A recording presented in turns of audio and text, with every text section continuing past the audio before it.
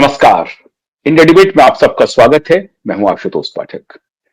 मित्रों, कई बार कुछ बातें जानबूझ करके होती नहीं हैं। करने वाले को भी कुछ पता नहीं होता है, उससे कुछ बात हो जाती है। और कुछ बातें पूरी तरह से होशो हवास में जानबूझकर की जाती हैं। उसको प्रोपगेट किया जाता है, उसको आगे बढ़ाया जाता है। आप शायद ये सोच रहे होंगे कि दिल्ली में जो बॉम्ब ब्लास्ट हुआ है वो बस एक आतंकवादी घटना है और कुछ ब्रेन वॉश्ड लोगों ने कर दिया है और ये इस्लामिक टेररिज्म है और ये वो जाकर के उसने फिदाइन हमला कर दिया है।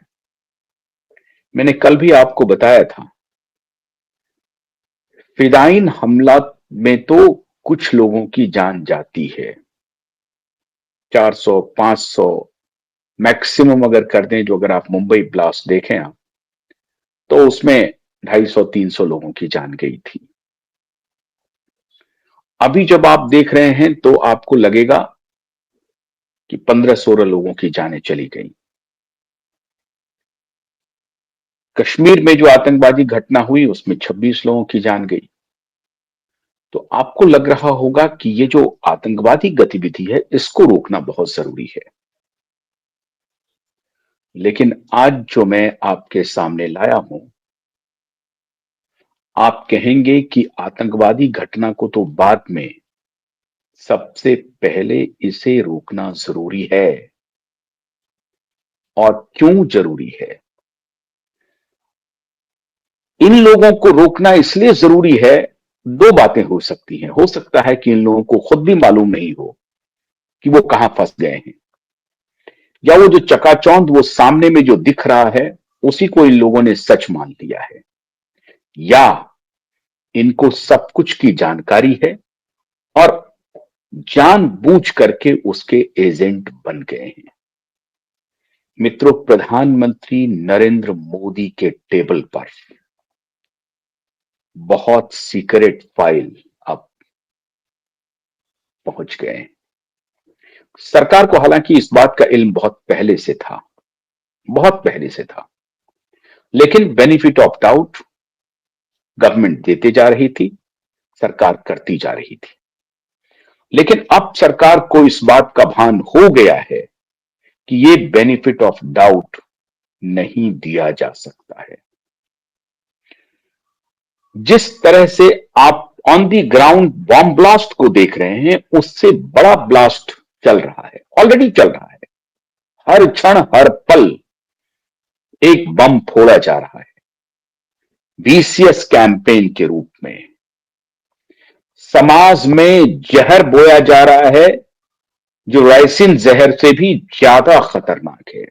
मैंने आपको कल इशारा किया था ना कि ये जो 4 फ्रंट हैं, उसमें से जो सबसे बड़ा फ्रंट है, जिसे मैं समझता हूं कि ये सबसे खतरनाक फ्रंट है, क्योंकि इससे पीढ़ियां तबाह होती हैं।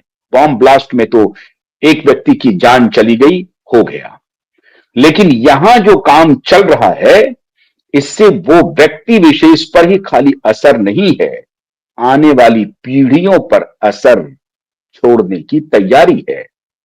आने वाली पीढ़ियों को इसके लिए तैयार करना है। और ये तैयारी बहुत लंबे समय से चल रही है मित्रों, बहुत लंबे समय से। आज मुझे बड़े अफसोस के साथ कहना पड़ेगा कि कुछ साथी, जिसे मैं साथी समझता था, हम लोगों के साथ भी काम कर चुके हैं, एक ऑर्गेनाइजेशन में काम कर चुके हैं, और अभी कुछ दिन पहले भी बतौर पत्रकार मुलाकात होती रही हमारी, एक इक्का दुक्का, हमेशा तो नहीं, इक्का दुक्का मुलाकात होती रही, क्योंकि हमारे वो पूर्व ऑर्गेनाइजेशन में काम करती थी।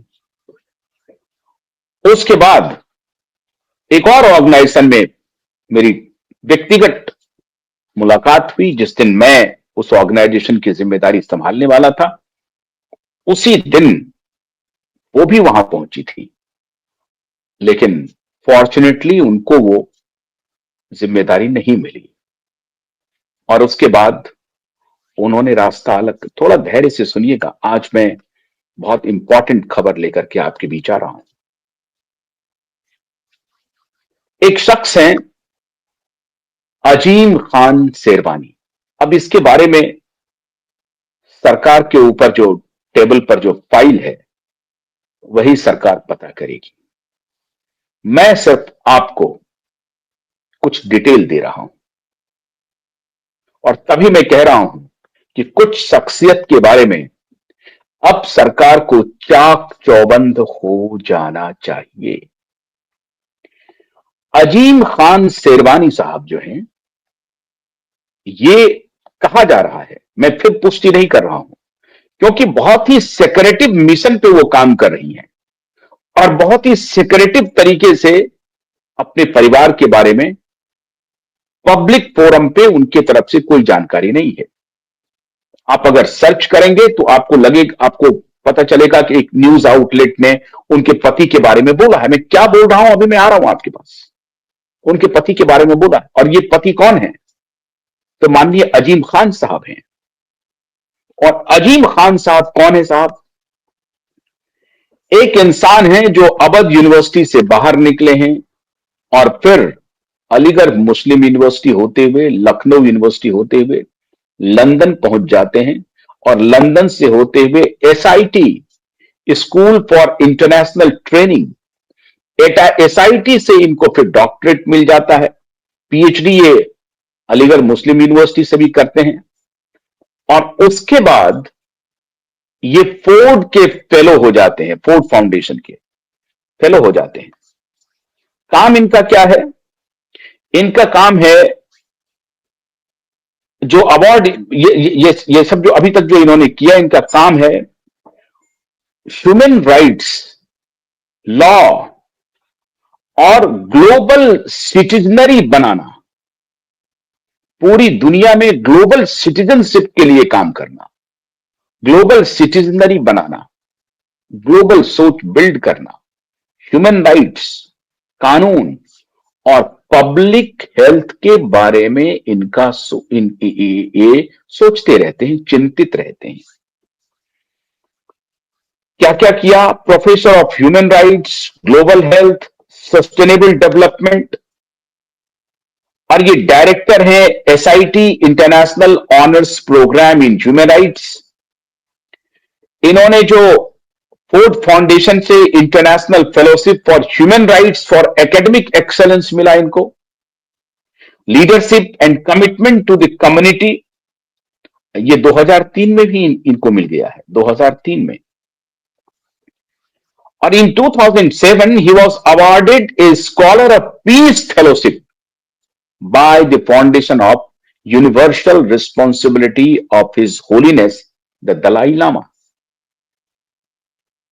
और उसके बाद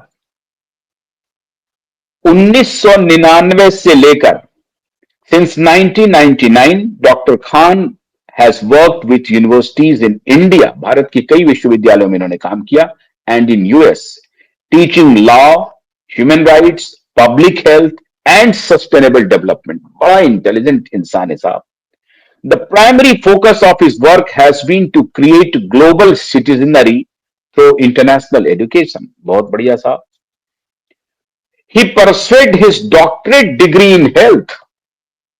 अब लीजिए साहब, मैंने कुछ दिन पहले इशारा किया कि आने वाले दिनों में डॉक्टरों की जरूरत नहीं है, इस पर बिल गेट्स महोदय काम कर रहे हैं। और अब जो फाइल पहुंच रही है हमारे प्रधानमंत्री के टेबल पर ना, तो प्रधानमंत्री जी को लग रहा होगा कि अरे ये सब खेल चल रहा है, लेकिन फाइल सीक्रेट पहुंची है।